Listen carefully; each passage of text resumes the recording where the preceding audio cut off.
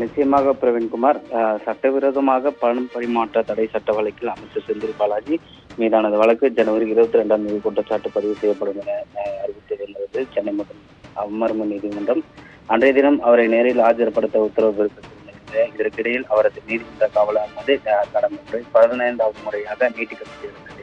இந்த நிலையில சட்டவிரோத பணம் பரிமாற்ற தடை சட்ட வழக்கில் அமைச்சர் செந்தில் பாலாஜி கடந்த ஜூன் மாதம் 14ஆம் தேதி அமலாக்கத்துறையால் கைது செய்யப்பட்டிருந்த அவருக்கு எதிராக சுமார் 3000 பக்கம் கொண்ட குற்றப்பத்திரிகை தாக்கல் செய்யப்பட்ட ஆவணங்கள் தயார் நிலையில் இருக்கும் நிலையில 27 சாட்சிகளும் வாக்குமூலத்துடன் கடந்த ஆகஸ்ட் 12ஆம் தேதி அமலாக்கத்துறையால் சென்னை முதன்மை அமர்வு நீதிமன்றத்தில் தாக்கல் செய்யப்பட்டிருந்த நிலையில செந்தில் பாலாஜியின் நீதிமன்ற காவல் இன்றுடன் முடிவடைவதை அடுத்து புழல் சிறையிலிருந்து காணொலி காட்சி மூலமாகவும் ஆஜர்படுத்தப்பட்டார். அவரது நீதிமன்ற காவலாளர் 15வது முறையாக ஜனவரி 22ஆம் தேதி வரை நீட்டிக்கப்பட்டிருந்த அஞ்சு உத்தரவு நிலையில தனக்கு எதிராக அமலாக்கத்துறை தாக்கல் செய்த ஆவணங்களை வழங்க கோரியும் செந்தில் பாலாஜி தரப்பு மீண்டும் மனு தாக்கல் செய்யப்பட்டிருந்த நிலையில் அந்த மனுவில் தன்னை கைது செய்ய நோக்கில் ஆவணங்கள் அமலாக்கத்துறையிடம் தங்களுக்கு ஆவணங்கள் முழுமையாக வழங்காமல் விசாரணையை தொடர்ந்து முறையற்றது எனவும் தெரிவிக்கப்பட்டிருக்கிறது. செந்தில் பாலாஜியின் இந்த மனு ஜனவரி 22ஆம் தேதி பதிலளிக்க அமலாக்கத்துறை உத்தரவிட்டிருந்த தற்போது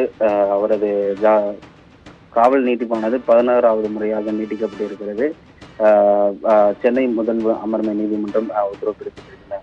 ஜூன் 14ஆம் தேதி கைதான செந்தில் பாலாஜி நீதிமன்ற காவலானது இன்றுடன் முடிவடைந்த நிலையில் புழல் சிறையிலிருந்து காணொலி காட்சி வாயிலாக ஆஜர்படுத்தப்பட்டு அவருக்கு இன்று 16வது முறையாக காவல் நீட்டித்து நீதிபதி அலி உத்தரவு பிறப்பித்திருக்கிறார்.